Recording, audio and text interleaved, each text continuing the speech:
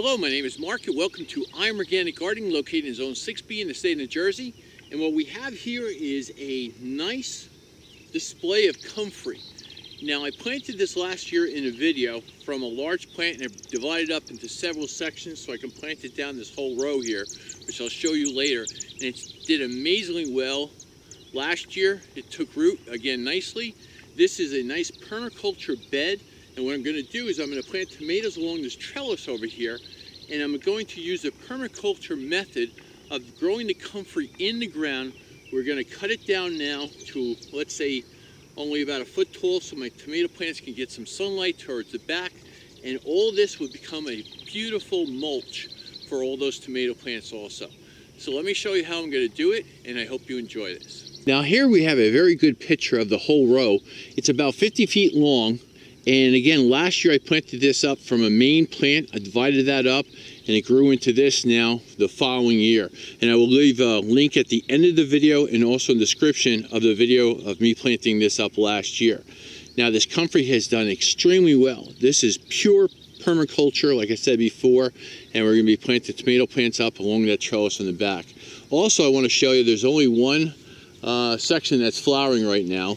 And it's actually missing a part because I've had several groundhogs in this area making nests underneath this comfrey also too. Now here's a great example of those beautiful bell-shaped flowers that we get from a comfrey plant. They last about a month. Now if it slows down, I can see 1, 2, 3, 4, 5, 6, 7, 8. I can see 8 bumblebees right now that are enjoying those beautiful flowers. It's a great plant to have in the garden because it does flowers and attracts all those beneficial insects plus the bees. Now here's one flying around just checking out all the flowers. And here's an example of a young comfrey plant. This is just from one little cutting their first year, and it's doing again very nicely in the garden. So before you start cutting all this, some of these stems are probably like 3 feet tall. Now, what's nice about this and the benefit of growing this in your garden, it provides a beautiful canopy, a shelter. I have frogs in there that will eat my snails and slugs. I have spiders in there that will eat mostly any type of insect that gets in there. I also have praying mantis later in the season walking along, and I have ladybugs in there also too. It's a beautiful plant to have in your garden like I mentioned before. I'm going to use my hedge trimmer to cut it all down. It is going to get a little loud, so protect your ears, but here we go.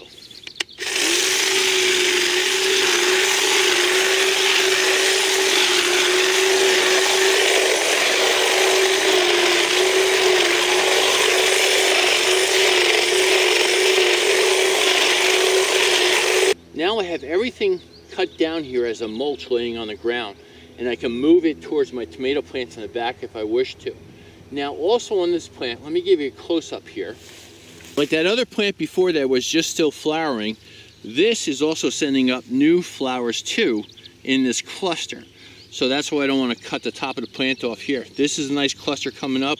Also here, here, and here. We're going to be feeding the bees even more. And there's a couple in the back here. And here's the spiders I was talking about. And this will keep down a lot of insects on my tomato plants. And I also found this too. What we're looking at is that right there.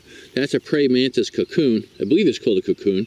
Or that's where all the larvae is in there. And they'll hatch probably within another month or so. Here's another one tucked away right on my T-post of some praying mantis that will be hatching probably soon within the next couple of weeks. Now you can see the 4 individual plants that I cut down all that mulch off of. And they'll do fine. Now, a lot of people are going to be asking or curious is that if I plant my tomato plants around the back of the comfrey next to the trellis, is it going to steal nutrients from my tomato plants? The answer is no. The comfrey shares nutrients through mycorrhizal fungi in the ground.